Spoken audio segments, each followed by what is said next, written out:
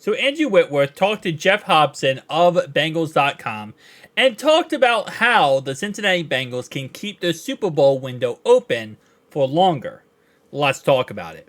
So going down to this article, shout out to BengalsWow.com for posting this. This is what he had to say. If you look at the history of the Bengals in the last 20 years, their runs have been dictated by great drafts. Not just good players who could start, but great ones. Look at what we did from 2011 to 2015 with guys like AJ Green, Geno Atkins, Carlos Dunlap, and then when Joe came. Those were great drafts, and now they're at the end of trying to keep as many players of them as possible. They got to kill the last draft and this one. And I do 1000% agree with that, because pretty much what he's saying is, you're not going to be able to keep all your stars forever, right? It's just a fact of football. You're able to keep maybe one, maybe two stars for a long time, but the idea of keeping them forever is impossible. The salary caps go up to, the salary cap's only a certain amount of money. Cap hits for each player goes crazy. Contracts get crazy. Eventually, you're going to lose a player. So, and the only way you can really rebuild a team or fix a team is through the draft. Well, yes, you can go through free agency and, put one Band-Aid here, one Band-Aid here, one Band-Aid here, and just kind of, piece together a puzzle. At the end of the day, the best way to fix your team and project your team for the future is by hitting on your draft picks. You have a first-round pick who, you're just losing a wide receiver who's a star receiver. Now you get a first-round pick who's going to be a star receiver. Now he's a replacement. For example, with us, we're losing Jonah Williams. We get a franchise right tackle. That franchise right tackle for at least 4 years. At the very least, even if we never bring him back after 4 years. For the next 4 years, he's our franchise right tackle, right? Obviously, Jonah wasn't that great this season. But let's say Jonah was amazing, and we lost him just because of the money. Well, we replaced him. You get a wide receiver like Yoshi. We drafted Yoshi in the 6th round. Tyler Boyd's leaving. Now Yoshi or Chuck Sizzle, one of those two guys, is a replacement for Tyler Boyd.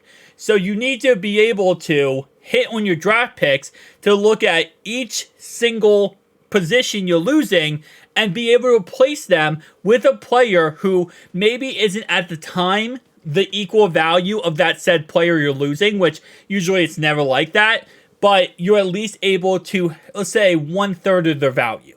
And they have the potential to be the same exact player, if not better, right? And that's kind of what Andrew Whitworth is getting at here, is that, when you hit on draft picks like AJ Green, he's a difference maker on the team. He's able to take the team and project it forward 10 times. Geno Atkins, Carlos Dunlap, all these guys, right? And that's what you need to be able to do with every single draft. Now, not every single pick is going to hit. It's just a fact of life, right? Last year, Poison Ivy only played 2 games, and out of those 2 games, he got hurt one of those games, and he ended up being out for the season. Will he blossom into a superstar? We don't know, right? And if that's a miss, that's a miss. But everyone else, so far for that last draft, Myles Murphy, he's going to get a lot more reps this next season. He'll play a lot better. We also have DJ Turner. He looked kind of really good at the beginning, but then it kind of fell off midway through. He'll get better. He's a rookie. Jordan Battle, amazing. Starting safety for us, right? And that, again, is how you keep your Super Bowl window open. You lose Jesse Bates, you lose Von Bell, Jordan Battle fills in. Next pick was Chuck Sizzle. Great punt returner for us. Hopefully he blossoms into a wide receiver if we start utilizing him as a wide receiver. 5th round, Chase Brown. I mean, he looked like a solid RB2, and if he can keep up that trajectory this next year, he can be an RB1. 2nd, 5th round pick, Brad Robbins.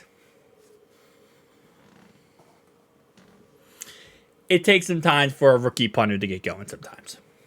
6th round was, what's his name? Yoshi, looking absolutely amazing his rookie season. Took a little bit of time to get going, but then once he did, blossomed. 7th round, Poison Ivy. Again, we'll have to wait and see what ends up happening. And this year, we're going to have 9 draft picks. We're going to have 9 more rookies this year.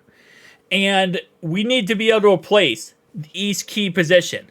Because if you get a rookie and he doesn't hit, it's gonna be a problem, right? Because you're now losing a position and not able to fill it with an adequate player. Now the thing is, as he's listing here, you want to be able to hit on some of those really great picks. And I don't mean just like a average or above average player. Oh yeah, I just got this player. He's a 7 out of 10 rookie, and in his whole career he's a 7 out of 10. No.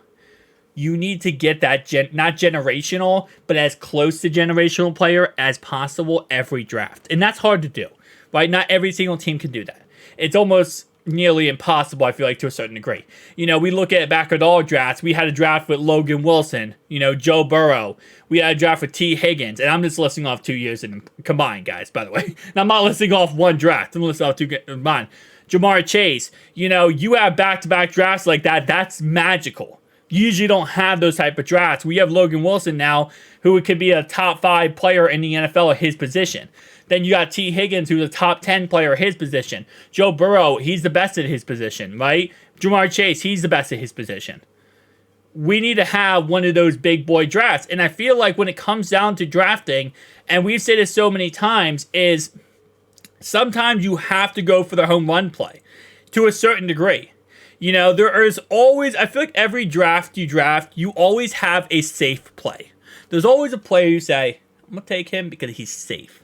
I know what I'm going to get out of him. I don't have high potential. He doesn't have high potential. He doesn't have a big motor. He doesn't have all these things that I would want. But I know he's going to be a good pick. He's going to come in and he's going to take over and be that guy we need him to be, right? But then there's always that one player you take who's a home run player. And sometimes, and home run players, by the way, if they miss, John Ross, if they miss, you're bottom of the ninth, 2 outs, and 2 strikes on the board. That's just how, and you're in the World Series. Okay, I'm starting a baseball channel next month, so that's why I'm talking baseball references. But my point is, you're up Schitt's Creek without a paddle, right? But if they hit AJ Green, and don't admit, AJ Green was a very solid play out of college. My point is, though, if they hit and they become like AJ Green, Geno Atkins, you're looking like the greatest GM, greatest coach of all time, right? And I feel like every first round, there are guys like that. When you look back, you say, that's the guy. Zay Flowers, for example. People thought going into the draft, okay, he's 5'10", 5'9". He's fast, but can he really transition to the NFL? He was not the first receiver off the board for a reason. Size intangibles. He was a home run hit. He was a home run go after guy, right? There's always players in every single year's draft like that. This year, in the first round, I don't think unless we go Brock Bowers, I don't think we go home run. I think we go safe. And again, just because they're safe doesn't mean it can't be a good player. J.C. Latham, Mims, they want to go Guyton because he's like barking up Cincinnati's tree right now. Or, again, other options, Fuga, etc. I'm okay with them going safe in the first round.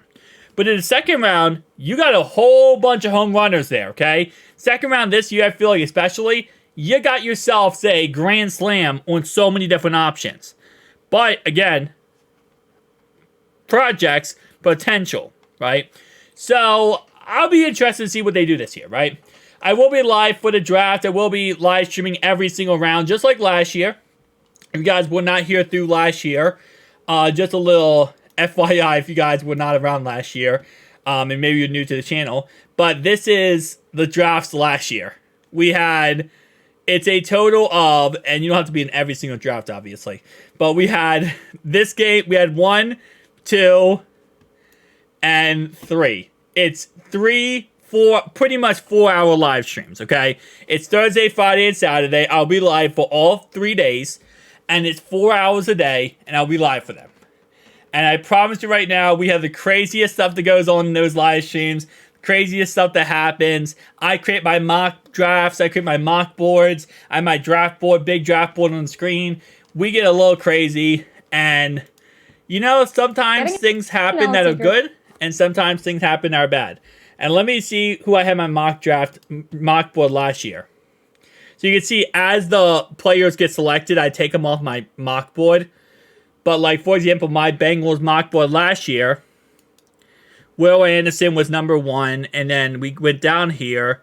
And who did we take? We took Miles Murphy, right? Miles Murphy. He's right here. He's number 14. I am at number 14. I had him below Brian Branch, Deontay Banks, Darnell Wright, Michael Mayer, Dalton Kincaid, Broderick Jones, Paris. Yes, I had him below all those guys. And I'll admit, I was incorrect on the Sam Laporta. I had Sam Laporta all the way down at the bottom here after all these other guys, which I still think these other guys really did pan out in the NFL. But my point is, even though I'm going to be wrong, but I'm going to have my mock draft board like I did last year for this year too. So we'll see how everything goes. And by the time we picked, by the way, in case you're wondering, this is who we had left. And I was very ecstatic to think that with all these players we have left on the screen, I'm like, we're going Michael Mayer. We're going Michael Mayer, baby. It's Michael Mayer. And actually, let me see if let me see. 1 second. Somebody else. No, the Giants pick is in. The Bills have traded up with the Jags. The Bills have traded with the Jags, and the Bills are now on the clock. Okay, Nolan Smith, Brian Branch, Miles Murphy. Be here. Train out of Joey Porter Mayer. Oh yeah. That'd be awesome. Big effort fan. I wish all the injuries.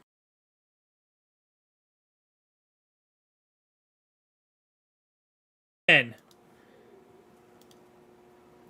tackle. Oh my God. The Jags have taken Antoine Harrison, which means, and by the way, guys, I respect here. I am not looking at the chat for this whole Bengals pick, okay? Because I do not want you guys to spoil it for me. I love you guys a lot, right? But I do not want you guys to spoil this pick for me, okay? And I know somebody's gonna spoil this pick. I'm gonna let myself live out my first Cincinnati Bengals pick, okay? So I'm not looking at the chat. I apologize. I'm not gonna be responding until after the Bengals take their pick, okay? Alright. The Bengals could take. Here's all the players the Bengals could take, guys. Nolan Smith, edge rusher from Georgia. Brian Branch, a star safety from Alabama. Miles Murphy, an edge rusher from Clemson. Michael Mayer, tight end from Notre Dame. Joey Porter, a star corner from Penn State. Cyrus Torrance, a really amazing guard from Florida. DeJuan Jones, right tackle from Ohio State. Darnell Washington. I'm not looking at chat. Some good players on the board, man. There are some really great players on the board. Oh my gosh.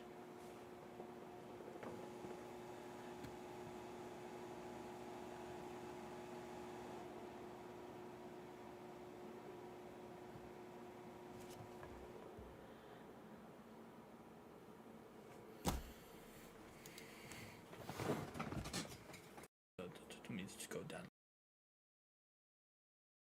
Yes, I wasn't too happy. I really wanted Michael Mayer, okay? I really wanted Michael Mayer, and we didn't get him. So, yeah, it is what it is, but tell me down below your thoughts, opinions. I'll see you guys next one. Peace.